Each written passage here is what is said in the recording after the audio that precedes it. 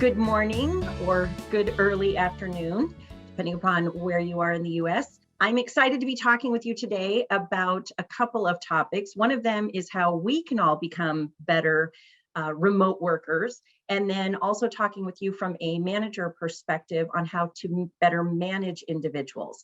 I'm also going to throw in a component towards the end regarding the things that we're seeing in the HR world as a result of the pandemic, and things that maybe you should keep on your radar in case you do not have them on your radar yet. So we're going to kick things off. There's a lot of information here. If we don't have the opportunity to address any of your questions, please put your questions in the Q&A, because I will then follow up after the presentation to provide you with some answers. So as Amy said, I'm Lauri Dahlberg. As you can see, I have COVID hair now, so have not been into the office to get my picture retaken. But I am the HR consulting manager here at Eide.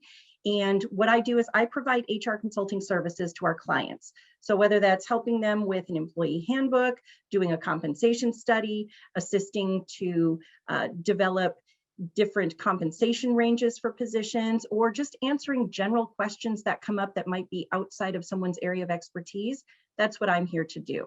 I've been with the firm for 18 years. I have been in the human resources profession for 31 years. So I've seen a lot.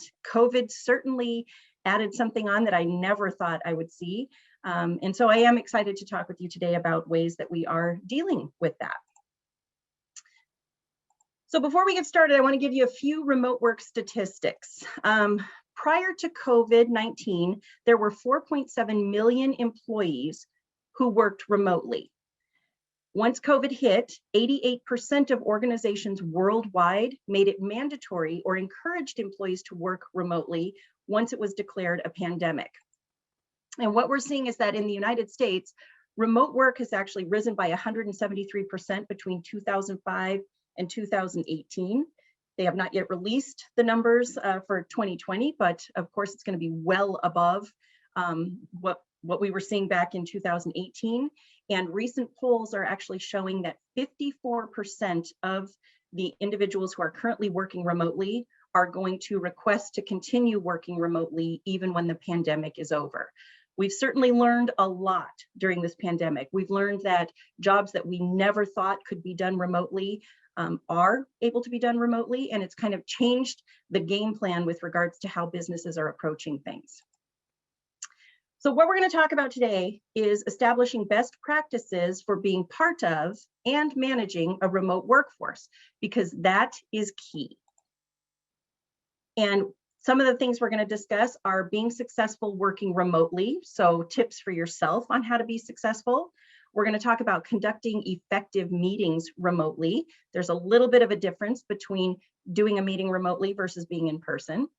We're also going to talk about managing and engaging remote employees. So as a manager, what you can do, and the impact that COVID has had on the human resources function.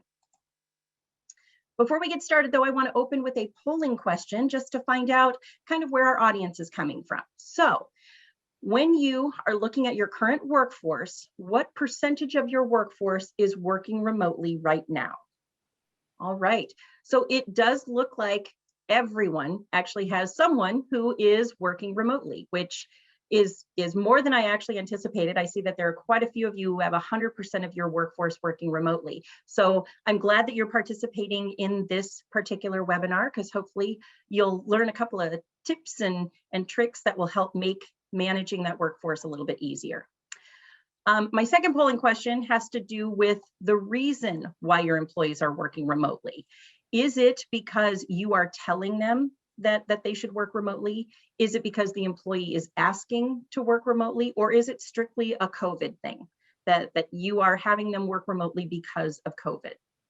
Okay, so it does look like a majority of you have people working from home because of COVID. That certainly thrust remote work on us unexpectedly and without much notice. Several of you did have individuals who maybe had been working remotely prior to COVID and will likely continue working afterwards. But the group that we're really going to be talking about today are those individuals who maybe weren't prepared to work remotely. You as an employer wasn't prepared for them to work remotely. And now what are we going to do moving forward, because there are so many folks who are working remotely? So the first thing we're going to talk about is how, as individuals, we can be successful working remotely. And we used to call it working from home. That is kind of an outdated term, although right now that is the primary place where most individuals are working. But I'm sure that some of you have experienced this, where some of your employees, maybe they lived alone and they were working remotely, and now they've decided, I don't want to live alone. I've been living alone for 10 months now, working remotely, so I'm going to move back home with my parents. So they're living in their parents' home.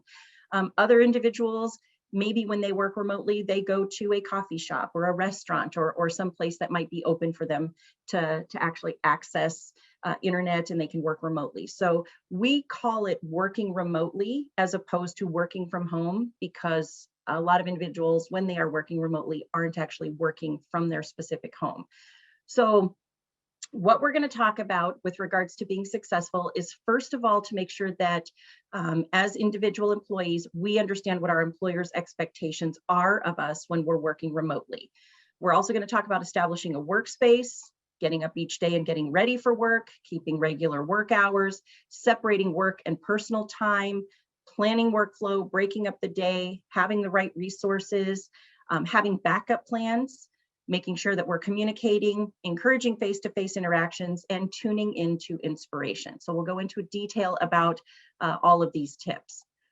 So the first one is knowing your employer's expectations regarding working remotely. When we have individuals working remotely, it is really, really important that we establish workplace expectations. So as an employee who's working remotely, I want to know what my employer expects of me as a remote work employee. So is there a remote work agreement? Is there something that needs to be signed that documents the equipment that I have, the hours that I'm supposed to be working, whether I have childcare set up, if I have small children at home? So I want to know what those expectations are. And typically there might be a work remote agreement. And if there isn't, then you as an employer should probably create one for your remote work employees. Another thing I would want to know is, when are you allowed to work remotely? Is it full-time? Is it a few days a week? Is it as needed? You know, as things open up here in the future, there are going to be a lot of people who want to continue working remotely. Now, do they want to work remotely 100% of the time? Do they want to only work partly in the office and partly remotely? You need to be able to have a game plan so that employees know whether or not they are able to work remotely on an ongoing basis. And it should be a set schedule. It shouldn't just be, oh, they're going to come into the office whenever they want to. You also need to make sure you understand what the core business hours that you as an employee are expected to be online and available for other individuals to work with you. So if your office hours are typically 8 to 5, you may require that every employee is available and online from 8 to 5. If you're able to have some flexibility in there, maybe you just say, okay, we need to make sure that everybody's reachable between the hours of 9 and 3, so that if somebody wants to work early in the morning, they can get off a little bit earlier. And if somebody likes to work later into the evening, they can start a little bit later. But you have core business hours that you expect everyone to be available and reachable. As an employee, I'd also want to know about how I request equipment or supplies that I need to do my job. If I need another screen, perhaps in my office, I had my computer, plus I had 2 other displays.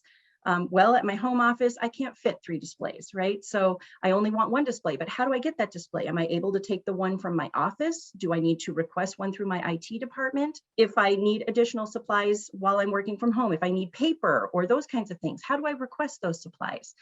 Employees need to understand what the process is that they can go through in order to get the needed supplies in order for them to do their job. Also, as a remote employee, are there expectations for going into the office? Are there certain meetings, whether it's client meetings or team meetings, that they need to be face-to-face for? If so, how often does the employee need to come into the office? You want to make sure that you are setting the expectation with regards to when they need to be in the office. And are there certain projects or face-to-face interactions that will require in-office attendance? If you have a client or a customer who needs to see somebody face-to-face or meet face-to-face, because that's going to be what's best for the product or the project that you're working on, set the expectation that yes, you may work remotely, but when we need to have these interactions, you need to come into the office. A couple of things that are really, really important to cover are things that most individuals don't think about, but how does working remotely affect your PTO, your vacation, and your sick leave? Just because you're working from home, it does not mean that you are not taking time away to do things. And certainly the pandemic has changed where we can go and how we can use our PTO. My family had a 2-week trip to Italy planned in June. That got canned, right? So everything got canceled there, but I had saved up those 2 weeks of PTO. I was at risk for losing my PTO, and I had accrued it and earned it. So what I did is I would take a Friday here and there throughout the summer, and I would take that day off, and I'd either go for a walk, do things around the house. We went to our cabin. We did what we could to utilize our PTO. Just because somebody is working from home, it doesn't mean that they're not taking time away from work. So it is so important to make sure that employees understand what your PTO and your vacation usage policy is. If it is that if they are not working for a period of 4 hours during the day, like if they're doing personal stuff, they get sidetracked by laundry or a house project or painting or something like that, that they take PTO. If they're away from their job for a certain period of time, they have to use their PTO. Or if they're sick, you certainly want them to get better. So encourage them to use their sick leave, but make sure that they understand that just working from home is not a reason to say that they're not actually using their PTO or vacation, because we all can take that personal time and step away. And we need to make sure that individuals are doing that. Employees also need to understand how working remotely can affect work relationships. When you're in the office, it's easy to stop by somebody's desk, say, hey, let's go get some coffee, or let's go to lunch, or even just chit chat right there in the hallway. When you are working remotely, you are not seeing people. And so it does have an impact on work relationships. And we are going to be talking about ways that you can enhance those work relationships here soon. The other thing is that people do need to understand that working remotely could affect career progression. When people are working in the office and someone chooses to work remotely, they are not in the office when new projects come up or if a customer comes by and needs something. Of course, the people who are in the office are going to be the most visible. And so they might be the folks that managers or others choose to give projects to because they are right there in front of them. And when you are remote, it somewhat is out of sight, out of mind. And as an employee, you need to understand that so that you can do the right things to develop relationships, to let individuals know that you are available to take on projects, even if you are working outside of the office. A couple of other things that can make us far more successful working remotely include establishing a workspace. You need to identify a specific place to work from on a consistent basis that is free from distractions and disruptions. I am very, very fortunate. I had a craft room in my home and I changed my craft room into my office/craft room. So it's got a lot of stuff in here. However, I have a set table. I've got my computer set up. I have all my necessary supplies around me. I am able to work in this office with my door shut when I need to, so that my dog doesn't bother me, my husband doesn't bother me, my son doesn't bother me when I'm doing things like this webinar, right? I have a specific space. And like I said, I'm very, very fortunate that I have a room in my house that I was able to convert into an office. For individuals who have smaller workspaces, you need to find a space in your home or wherever your remote work location is that is designated just for work. It could be a specific section of your kitchen table. It could be a corner of your family room, but it needs to be set up specifically for work. It's a place that you go to for work. And when you're done with work, you step away from it and you don't go back over into that area. You need to make sure you set that space up for work and that you utilize it for work. When we first started doing this and we did not know how long it was going to last, I would spend a day in the basement. I would spend time at my kitchen table. I was sitting on my couch. And then I realized, okay, this has been going on for 2 months now. I think it might be here for a little bit longer. That is when I decided, okay, I'm going to set my space up. And I come into this office and I work from this space every single day. And I have everything I need. I'm not packing stuff up every night and putting it away and having to unpack it the next morning. It stays out because this is my workspace. The next tip is to get up each day and get ready for work. This means showering, going through your normal morning routine like you would if you were going into the office. It means dressing for work, not wearing your sweatpants and t-shirts, not just rolling your hair up into a bun and calling it good because you don't think you're going to interact with anybody that day.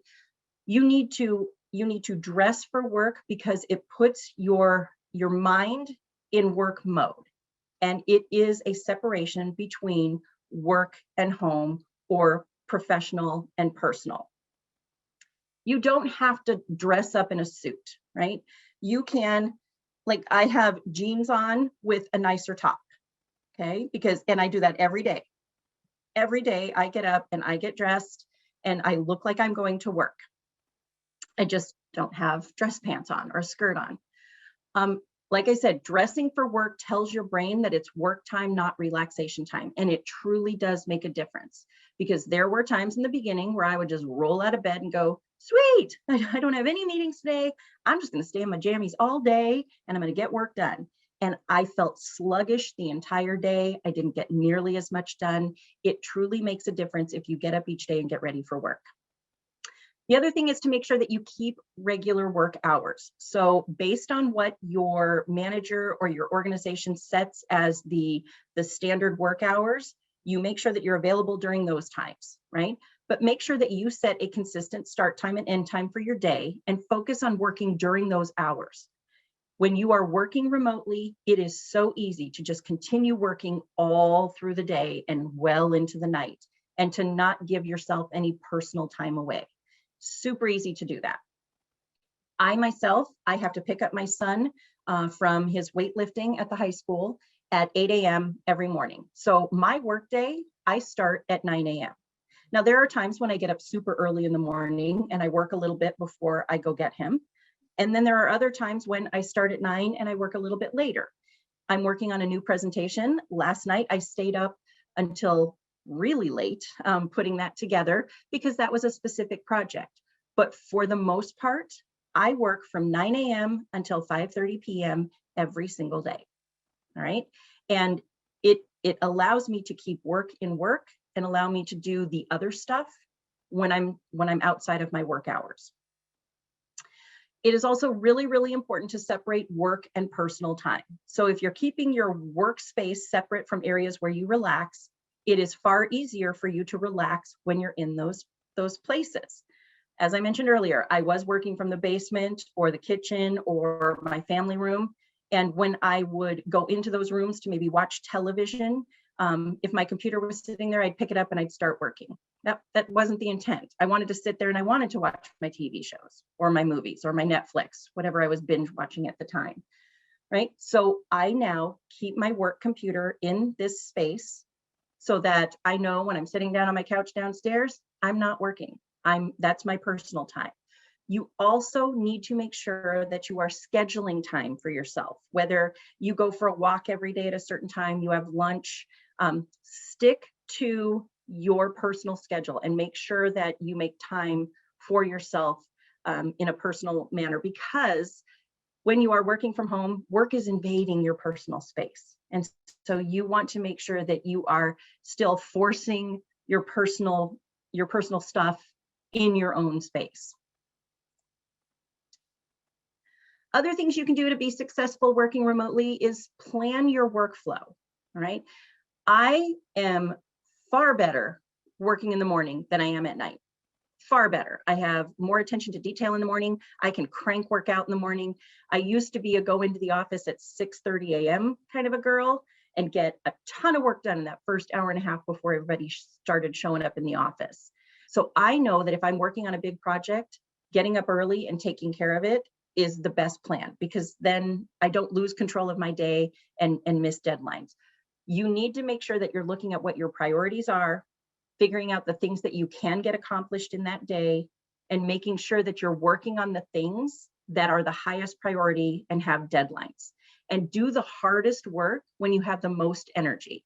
Like I said, I'm a morning person. Other people are not. They're more evening or late afternoon folks. So if you have hard tasks that require a lot of focus, make sure that you're working on those during the time of day when you have the most energy. You also want to make sure you do break up your day. So set break periods within your schedule. As I said, I pick my son up at 8, we come home, I make breakfast for us. Then I come up to my office, I shut the door, and I work. And usually I start to get hungry again around 1. So I'll go downstairs, I'll make some lunch. I might step outside and get some fresh air. But what I'm doing is I'm taking these little breaks, and it focuses I'm better able to focus on my work when I come back from those breaks than if I just sit in this chair from 9 to 5:30 or beyond, right? I want to make sure that I take my breaks and allow a little bit of time for myself. The next tip is to make sure that you have the proper resources and technology. We had to up our game with regards to high-speed internet. The internet connection that we had prior to COVID was great for family use when only one person was working from home. But when my son was doing school from home and 2 of us were working from home, it would crash all the time, and I was not able to really do my job efficiently and effectively. So we upped our game with our internet. You need to make sure that you have the right internet in order to do your job. You also want to make sure that you have video conferencing tools that you use regularly. Zoom has certainly changed things. It used to be free for an hour. Now it's free for like 40 minutes, and then you have to buy their package. If that's the easiest tool for you to use, I highly recommend just paying for the package so that you can have unlimited time on Zoom, or utilize other types of video conferencing technology such as Skype, MS Teams, and those other types of video conferencing technology. The reason for that is if you are not going to be able to meet people face-to-face, you want to meet them face-to-face via video conferencing. All right. That's where you're developing relationships. It's where you actually get a lot more stuff done, and you probably find a lot more joy in your job because you get to talk to somebody instead of sitting at home alone, either talking on the phone or shooting out emails. You want to make sure you have the proper computer, monitor, printer, scanner in order for you to do your job, and the right software. So if your company has a specific software, you want to make sure that you have that software and that you can access it remotely. Our IT department did a phenomenal job getting everything set up for us so that we could be successful. I'm going to be honest, I was shocked. I was shocked at how few interruptions that we had with regards to technology. They were on top of things, and they set everything up to make it very, very easy for us. And if you are struggling on the technology side of things, maybe work with your IT professional or see if there is expertise outside of your organization that's needed in order to get your technology infrastructure in place to make it successful. The other thing you want to make sure you have as an employee who is working remotely is to know who to contact to resolve issues, and always have a backup plan. There have been times when I have done presentations or have been talking with a client and the video conferencing tool is just not working. I always have a backup plan. It's either that, hey, if something goes wrong with our video conferencing, I can't hear you or I can't see you. Usually the hear you is far more important. I always tell them, I'm just going to call you. We can stay on video chat here. We'll mute ourselves on video conference, but I will call you and we'll talk through our phone, right? So always have some sort of a backup plan. And then just be prepared. Have your contacts for IT, for customer support, for HR, for admin, those individuals that you might need to contact with issues or things that you have going on. Make sure you get their contact information and have it handy. I can't tell you how many times I called the IT desk because something was going wrong. I couldn't get my second screen to display, or I was having difficulty with my printer. You need to have the contacts for the people who can help you. These last three, two of them are extremely important. I would say probably two of the most important ones deal with communication. As employees, it is our responsibility to stay in touch with people. We like to think it's our manager's responsibility, which we will get to, but it is also our responsibility to stay in touch, to still develop those relationships, to make sure that we're still engaged and feel like we're part of something. So schedule weekly or monthly meetings with individuals just to touch base. If you work with a core group of people, see if you can set up, even if it's just a lunch where you guys are eating lunch and talking, just to stay in touch with each other. That way, you still are having those personal break room conversations and are still able to get work done. And you want to make sure that when you start meetings, that you do start them with some of those break room conversations. Talk about your favorite Netflix binge that you're on right now, or if your kids are able to play sports, you're talking about the kinds of things that you're doing during COVID that feel a little bit more like normal. Just engage in those conversations before you jump right into the work topic so that you can maintain those relationships, and just stay in the loop with coworkers. We have done a fantastic job in our HR department at Eide Bailly. We have a rather large HR department, and I still fall under it, even though I don't do any internal HR, but we schedule happy hours. We did probably one of the most fun holiday parties I've ever been part of. We built a cocktail. We were given $10 to go get a snack or something so that we all could have, like, it was like we were at a happy hour party, but we all had our snacks, and we did breakout rooms. We had a Christmas movie trivia that had everyone just laughing, and it was so much fun. It was so much fun. And it was almost better because we have individuals across the United States in the HR department, so we never would have been able to do one in person. And this allowed us to really get together as a team, and it allowed us to keep up with our coworkers, which is just so, so important.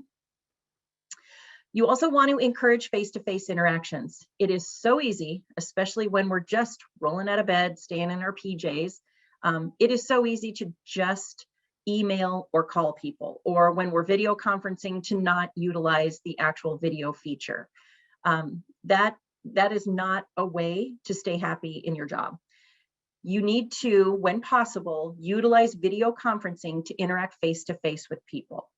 Most individuals aren't in their job just to do the technical aspect of the job. We actually enjoy interacting with other people, and I think we're finding out we liked it far more than we thought we did now that we're unable to interact face to face.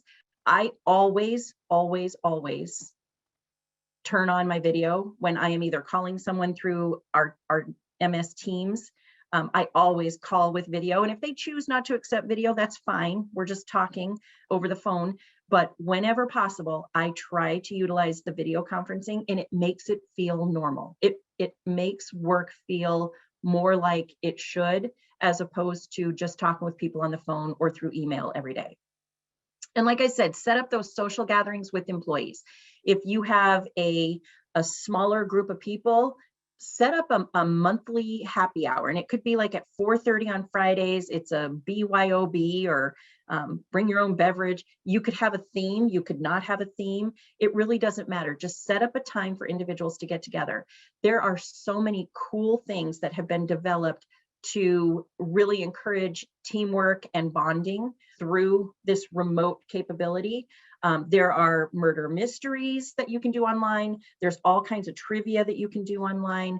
There have been cooking challenges that you can do online. You can, engage with a chef to teach you and your team how to build things. You all have your computer sitting in your kitchen, and you're whipping up some cool little meal or snack. There are a lot of new ways of engaging with people across the US, and just bring those things into your workplace and help your teammates kind of engage with one another and bond with one another. And the last thing is tune into inspiration. You need to figure out what allows you to work your best. Is it having music in the background? Is it listening to a podcast in the background? Do you need to have the TV on? Do you need nature sounds? Do you want street noise, or do you need it to be absolutely quiet? Figure out what you need, because we don't have white noise at home. We need to create our own white noise and figure out what helps you work effectively, and then just tune into that.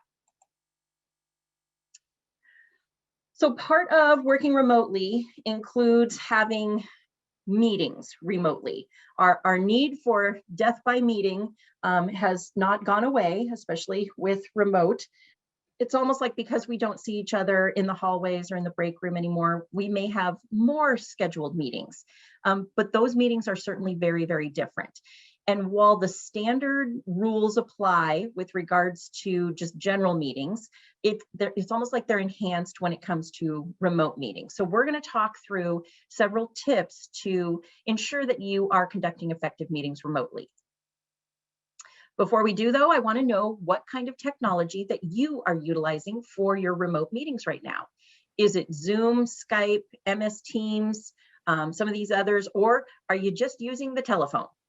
Okay, it looks like we have a whole host of different types of technology that are being used. I have never used Join Me or Blue Jeans meeting, so it doesn't surprise me that no one's in there. I don't know if any of you have children who are doing remote learning. Google Hangouts seems to be what the teachers enjoy using, and God bless our teachers. I tell you what, I tell my son every day, turn your freaking camera on. Right? Like your teacher is sitting there talking to you and all she sees is a black screen. How demotivating is that? Like there's no joy in your job when all you see are a bunch of teenager black screens and just their little names. So interesting to see that few people also use Google Hangouts. Zoom absolutely is probably one of the most popular. The thing that is kind of a deterrent for Zoom is unless you are paying for the Zoom features, that free mode only gives you just a small window of opportunity to interact, which is probably fine for a lot of different types of meetings. But if you have one where you're engaged in a great conversation, man, when you hit 40 minutes, it shuts off and you are done. And then you have to go back in and reschedule. That's where your backup plan comes in. If you know that you might have a meeting that's going to go a little bit longer, schedule back-to-back Zooms so that people can just jump on in those calls and you can continue your conversation. It did look that like there were quite a few people using a number of different types of technology. So if you don't have one, this is a list of different types of technologies that you might want to look into, because it is super important to have a good video conferencing technology in place. All right, so when it comes to meetings, of course, as with any meeting, you want to identify what the purpose of the meeting is. Is it going to be to share information? So are you going to facilitate a presentation? Are you going to be working collaboratively with a group of people? Are you trying to gauge someone's response to something? If so, then you're going to want to make sure that you have video conferencing, right? If you're facilitating a presentation, you want to choose a technology where not only can you be seen, but you can share your screen and you can show the presentation on the screen.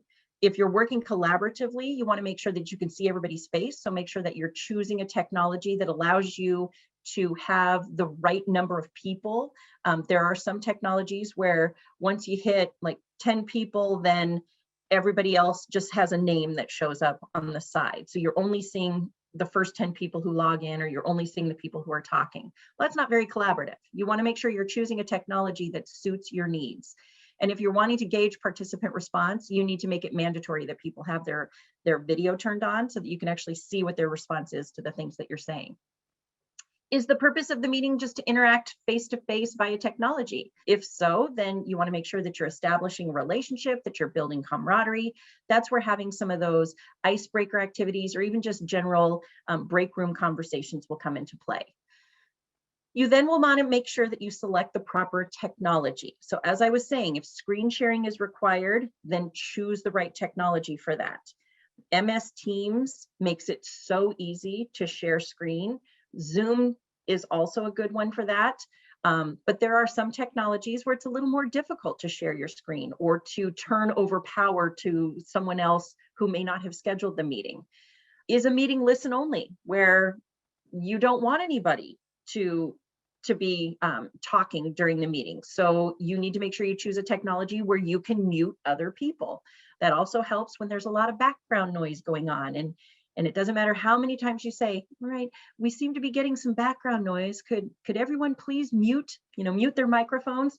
The one person that is just gangbusters with giving the background noise usually doesn't mute their microphone. So it's always good to choose a technology where you have the power to mute other individuals, but use that power wisely. Are there multiple participants who need to be able to see each other, right? So there are a variety of different technologies that you can use. Zoom, Skype, MS meetings tend to be the bigger ones, but there are all kinds of ones out there. So make sure you're choosing the right technology for what it is you're trying to accomplish. As per any meeting, you want to make sure you establish who really needs to attend, but it's even more so with a video conference meeting, because in a video conference meeting, people can just, turn off their camera, not pay attention, or they could be working on other things. You want to make sure you're really only including people who truly need to be there at the meeting. You want to set an agenda just like you would any other meeting. But you want to make sure you stick to timeframes, because some video conferencing technologies will cut you off right at the specific time. And you want to when it comes to video conference meetings, you don't want to put people on the spot, because it can be a little bit more embarrassing for them. So you want to make sure everybody understands what it is that you're going to try and cover during that meeting and what you expect of them. If you expect them to participate, if you expect them to take notes, or whatever it is, you want to make sure that you're kind of letting them know what your expectation of them is. Then follow the standard meeting etiquette. Test your technology before the meeting. Amy and I have done a whole bunch of webinars together. I would say the first probably 3, I was extremely nervous. I was extremely nervous utilizing the technology and figuring things out. So she would meet with me. She'd set up a prep meeting. We'd go through it. I'd practice my clicking of the mouse to advance slides, although I seem to have forgotten that today because I keep advancing them too quickly. But we would work through things, and we'd work through screen sharing and making sure that we had everything in place. So make sure that if you are hosting a meeting, that you are doing the same thing, that you have your technology in place and that you know that it's going to work. Come to the meeting prepared. So as an employee, if you receive a request to attend a meeting, review the agenda. If you are the meeting preparer, provide an agenda ahead of time so that people can come prepared. One of the biggest pet peeves, and it probably demonstrates a lack of professionalism, is individuals who are on video conference and are constantly, it's so obvious that they're staring at their phone or they're doing something else. It's obvious that they're working, right? They're looking at their other screen and you can hear typing, or you can just tell they're not engaged. When you are on video conference, put your phone away. Silence it so that it won't ring. Don't work on other things. It just shows a lack of respect for the individual who's called the meeting. So if you've been asked to participate in a meeting, you need to be present and you need to engage in that meeting. And then if you're like me and you have other people at home, you want to make sure that you find a quiet area to participate in the meeting that is free from distractions. I had to shut my door because I have a little dog who, she is a royal pain when it comes to being quiet during times when I need for her to be quiet. So I shut my door. I let my husband know that he's in charge of the dog, and to not knock on my door, not open my door. I let people in the home know that I needed to be free from distractions. You need to try and keep meeting participants engaged during the meeting. So like I said, start things off with casual conversation. If it's a group of people who has not worked together before, have them introduce themselves and give everyone their job or their purpose for the meeting, whether you're expecting them to actively participate or if you're just going to be sharing information for them and if they have questions to let you know. And you want to try and include introverts during the meeting, but don't do it in a way where you're calling someone out specifically. So utilize a round robin format. Say, we're going to go around the room and get everyone's input before you just start calling on people. And then just like a normal meeting, you're going to follow up after the meeting. So figure out what your deliverables are, next steps, identify who is responsible, determine when they're due, and then establish when the next meeting or check-in will be. So with remote meetings, the only real difference is to make sure that you have the right type of technology in place, that you are using the right type of technology for the type of meeting that you are wanting to conduct, and that you are trying to be inclusive of all the participants so that everyone should be at the meeting and is engaged in the meeting.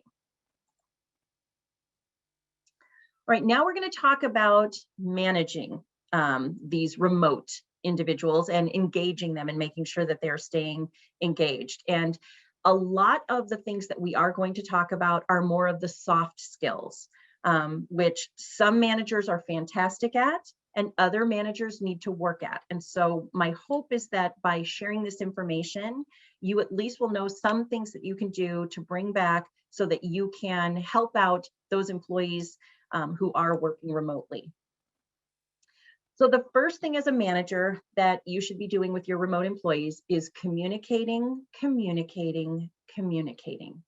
As I've mentioned multiple times, we're no longer in the office where people can just swing by. You can't just stop by their desk. They can't just stop by yours. So you need to know when it's appropriate to use email or text, which I'm not a huge fan of, and when to pick up the phone or schedule a video meeting. I have weekly meetings with my boss once a week and with the two employees that work with me once a week. They're all scheduled for 1 hour. Sometimes we take up the full hour, and sometimes that full hour is just taken up with chit chat, right? We're just getting caught up on each other. Sometimes it's spent on specific projects, but we touch base every single week.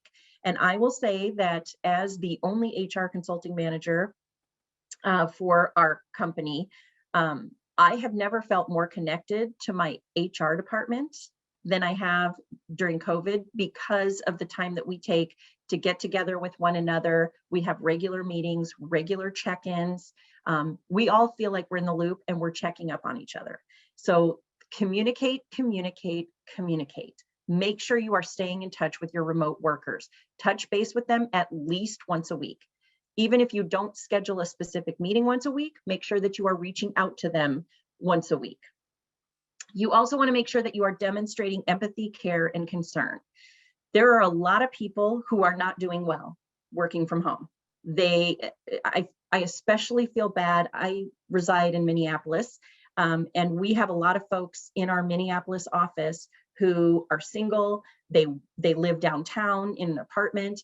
And they live by themselves. And during a quarantine, to not be able to interact with other people, they're not doing well, right? So it can make people feel isolated and frustrated. So they may need additional support from you as their manager, a little more understanding of what they might be going through as somebody who is completely alone. So you want to make sure that you're checking in with employees to let them know that you and the company are there for them, right? Share the resources that are available to employees with regards to their emotional well-being. We had a huge, I don't know what to call it, whether it's training or just an acknowledgement of emotional well-being starting back in August when we realized, dang it, this pandemic and this remote work thing is going to keep going on for a while and people aren't doing well. So we looked into all of the resources that were available to us through our own benefit offering. We had an employee assistance program, so an EAP. Many organizations either have a separate employee assistance program or it could be embedded in either your health insurance plan or even in your life insurance plan. So if you're unaware of whether or not you have an employee assistance program available, those are two places to check because they are often embedded as part of those benefit plan offerings. There's also counseling services, webinars, different things that employees can access. There's stuff all over the internet. Find resources and share them with your employees to let them know that you actually do care about their emotional well-being. Because if they are not emotionally comfortable, they are not going to be performing well. So you do need to have some concern with their emotional well-being. As a manager, you also want to make sure that you're staying organized. Keep track of what your employees are working on so that no one employee is overloaded. When they're in the office and you can see them working, it's easy to tell who is cranking stuff out and doing fine, and who feels totally buried. When they're working remotely, you don't see that. And a lot of employees won't say anything. Some will, but some won't. So constantly be checking to find out what they're working on, and checking to make sure that they're not overloaded. And if you need to, spread projects amongst other people if somebody is feeling overloaded. You also want to make sure that you're evaluating performance and discussing any performance issues in a timely manner. If somebody is not meeting expectations, don't wait until they're so far down the path that you want to terminate them. You need to talk with them immediately and get them back on track. And be consistent. Show up to any meetings that you schedule at the time that they're scheduled, and avoid rescheduling. I once had a boss who rescheduled my weekly meeting literally every other week. And sometimes I would get the full hour of their time, and other times I would get 30 minutes and they would be 15 minutes late for that 30-minute meeting. And it made me feel like I didn't matter. Like my work performance was either bad and they just didn't even want to give me the time of day, or that it just didn't matter. And so I want to encourage, with remote employees, it's so important. It's probably one meeting during the day that they know they're going to get your time, and you need to show up for those on time. And then follow through on any promises that you make. If you've told them that you're going to get them some supplies that they need to do their job remotely, make sure you follow through on that promise. We also need to allow for some informality. Okay, working remotely will bring interruptions, whether it is spouses, roommates, children, pets, UPS drivers. I don't know about you, but I have a severe shopping problem since we've gone remote. I am constantly buying stuff. So FedEx, UPS, all the delivery drivers are constantly knocking on my door. I have a little dog. My little dog barks every time somebody's even within 100 yards of our home, right? These things are going to happen because work has been thrust into my personal space. And so as managers, we need to have just a little bit of understanding. Now, that being said, if there's someone who is constantly being interrupted, it's affecting their ability to get their job done, or it's affecting their professionalism, that's something that needs to be addressed. For example, as I mentioned, I told my husband that I'm on this webinar, keep control of the dog, and please don't knock on my door. And I do the same thing with my son. I let him know when I'm in a webinar that I cannot be disturbed, and they follow that. However, if the UPS driver comes and the dog starts barking, y'all are going to hear it. And so just try to be as understanding as you can, and allow employees to be their whole human self, right? Like, they are probably very different at home than they are in the office. And you need to allow them to be who they are in their own home. They still need to be professional. They still need to get a job done. But when you kind of get a sense of, you get a sense of what their home life is like when they're working remotely, and it allows you the opportunity to connect with them on a deeper level. You may find out more things about them and really kind of develop that relationship. And then you also want to remain positive and encouraging so that they feel confident and better able to focus on work. Like I said, these are scary times. We've heard the word unprecedented like 9 million times since COVID came out. But people are not only concerned about health and safety, but also with job security, because there are a lot of businesses that have gone under because of COVID. And there have been a lot of individuals who have been laid off or who have become unemployed. So just have that understanding. Be upbeat. Don't lie to them about what's going on with your organization, but try and be a little more transparent about things. Talk with them about maybe some of the struggles that your business is experiencing because of COVID. Like if you've seen a downturn in customers or inefficiencies that have been created, let them know about it, and then let them know what you're doing to resolve those issues. More importantly, if you are looking at furloughs or layoffs, just be honest. Be honest with your employees. Do your research before you have to pull the trigger on a furlough or a layoff. Find out all that you can with regards to their benefits, unemployment, so that you can communicate those things. But just don't sugarcoat things, but also don't do the Eeyore doom and gloom. And then last but not least, just listen to them. If they are struggling, if you notice a downturn in performance, talk about it immediately. It could be that something is going on. Don't immediately suggest a solution, just let them talk. And you need to kind of think about the employee as well as the company instead of just the company. And again, I can't say it enough, occasionally just call them and ask them how they're doing. Set up regular times to reach out to your employees. And if you are somebody who is really, really busy, like most of us are, schedule time on your calendar. They don't have to see it. You can block it as a confidential appointment. Call Bob, call Sally, just have it on your calendar so that it's something that you are intentional about doing. So COVID has certainly impacted our businesses. There are a number of different things that we have seen in the HR world that you likely have as well. So I just wanted to take a few minutes to talk about those. So we're going to talk about FCRA, the Families First Coronavirus Response Act. We're going to talk about reductions in force versus layoffs versus furloughs. And we are going to talk about performance management and kind of what we've seen in that arena, as well as workers' compensation claims and remote working, because it all ties together. So first, or I guess it's going to be one of our last questions. Have you dealt with an employee who's had a COVID-19 diagnosis? Has this hit your workforce yet? Okay, I am actually surprised that there are quite a few people who have not. And please, I really do hope that you never have to deal with one. But for those of you who have had to deal with it, it can, oh boy, I'm sure you did a lot of research and learned a whole lot. I actually had a client who had one individual whose father had COVID. He went over and took care of his dad and then showed up for work, and he wiped out an entire night shift. So it's something else. And when you have an employee who has a COVID-19 diagnosis, there are a number of different impacts that can have on your business. What we're seeing from an HR perspective, first of all, is FCRA, the Families First Coronavirus Response Act.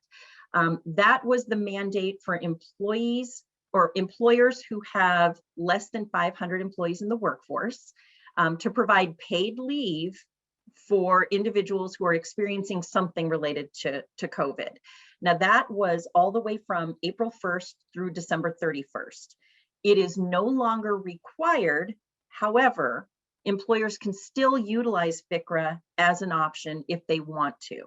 And the reason you would want to is not only does it give your employees paid time off to either stay home and get well if they've been either diagnosed with it or have come in contact with someone who does, so that it doesn't spread it through your workforce. But it also helps out those individuals who have small children, who have kids who have been going to school, who haven't had daycare, or who have been doing distance learning because they can't go to school. It provides pay for those individuals, and you as an employer get a tax benefit. So you want to make sure that with FCRA, you are tracking the time off that employees are taking. They get full pay for quarantine due to the actual illness or exposure to it, and it's full pay for up to 80 hours over a 2-week period. And then they would get 2/3 pay for caring for children whose school and or daycare are closed due to COVID, right? So these are two different types of leave. That 2/3 pay, part of that could be, it's an expanded FMLA, so it could be for up to 12 weeks. But you as an employer track the leave, you track the dates and the time, and you get to submit it for tax benefit purposes. So just a little something out there for you to consider if you have not already done so. The next thing that we've seen, unfortunately, is that a lot of businesses have had to either do a reduction in force, a furlough, a layoff. They've had to change the number of employees they have working for them. And there are differences between furloughs and layoffs. A furlough is typically for a short period of time where you have the intent of bringing the employee back once business picks up, right? So for a lot of businesses early on, there was the quarantine, people couldn't go into work, and so they furloughed their employees. And during a furlough, you can keep them on your benefit plan if you would like, or you can put them on COBRA, and they can collect unemployment, but they still remain an employee because you're planning on bringing them back. With a layoff, that is a termination of employment. So a layoff means you you don't know if you could bring them back, so you are letting them go. And with that, they go on COBRA if that's appropriate, or or they collect unemployment. So there's two differences there. With the furlough, you can bring them back, and with a layoff, you're terminating their employment. And unfortunately, we saw a lot of those. The thing we saw with regards to performance management is that a lot of employers who did not have performance management processes in place developed them quickly, because as business was declining, they didn't need as many employees, and they were having difficulty figuring out who to lay off or have documentation to prove why they should lay certain people off or let certain people go. So we are seeing more and more employers dealing with performance management issues. The good news with that is that because of many of the furloughs and layoffs, there are a lot of fantastically talented individuals who are unemployed right now. So if you have employees who are not performing, certainly do what you need to do to either get them back on track. And if you can't get them back on track, you can terminate, because there is a large pool of applicants. Prior to COVID, unemployment was like really, really low. And now, because unemployment is so high, that means that there are a lot more applicants out there. And some of them were only let go because their business is closed. So it wasn't due to any type of poor work performance. The other thing we're seeing are workers' compensation claims. So if an employee believes they've gotten COVID because they were in the workplace, don't fight them on it. Just report it to your workers' compensation provider. Let your workers' compensation provider do the investigation and process the claim.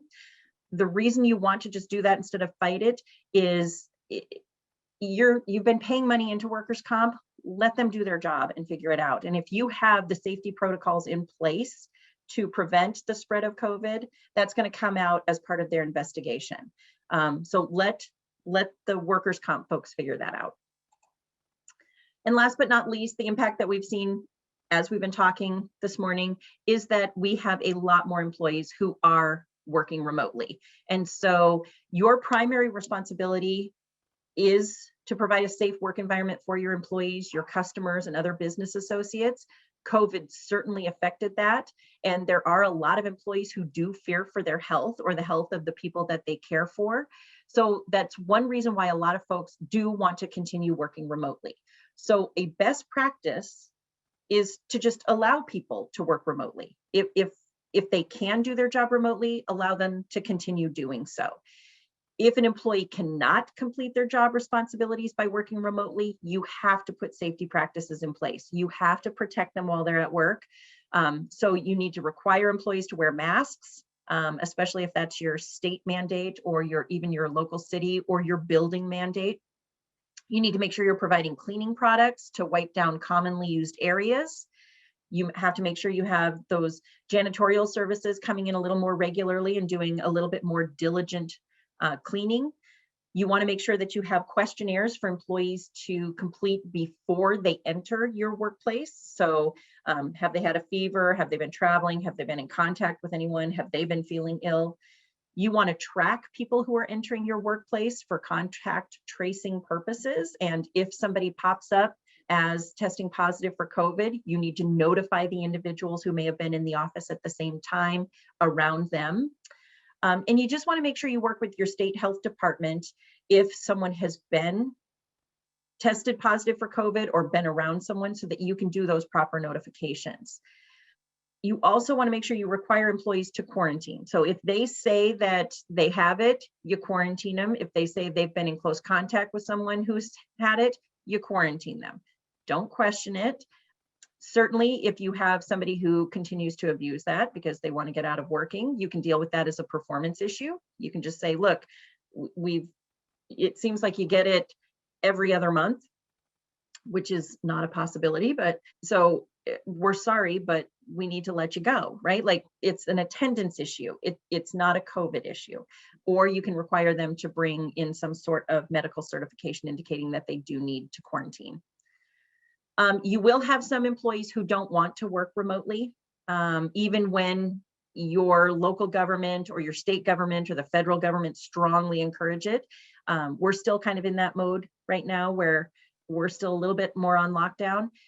So for those people who really want to come into the office, if it's safe to do so, allow them to do it in a limited capacity. So maybe they come in one time per week, or maybe you rotate them being in the office to lessen contact with others. So maybe there's a rotation system. They come in on Monday, Wednesday, and other people come in on Tuesday, Thursday, and then you do a deep clean on Friday. If it's not safe for them to come into your work environment, then enforce your policies. If you have a policy that says, no, we're shut down, enforce that policy, because you will be putting your company at risk if you don't, and the employee ends up diagnosed with COVID-19. What we're seeing more now is that there is more of an opening of offices. And so just make sure that you have the proper safety protocols in place, because it is your responsibility to keep employees safe. And enforce your quarantines, enforce your policies, and just make sure you're keeping yourself safe. So our workforce is going remote in bigger numbers than we could have imagined. Employees are showing that work can be done outside of the office, and the majority of folks actually prefer it. And those employers who embrace working remotely, even if they allow it on a part-time basis, will be able to recruit and retain employees. That's actually one of the biggest things that we're seeing now, is employers are able to recruit talent in areas where they don't even have office locations, because some work can be done remotely, and why would you just limit it to your geographic location? So the key is handle remote work, do it well, and you'll be far more successful. So hopefully you learned a few things here. I realize we are over time, and I apologize for that. If I do see we have quite a few questions, I'm happy to stay on and answer some of those questions. So if people want to stay on, I'm more than happy to do that. Tell you what, we will pull this report and Okay. I will send it to Lauri, and we will answer these questions offline, so we're able to track you down through the Zoom reports and look for an email from us. Okay.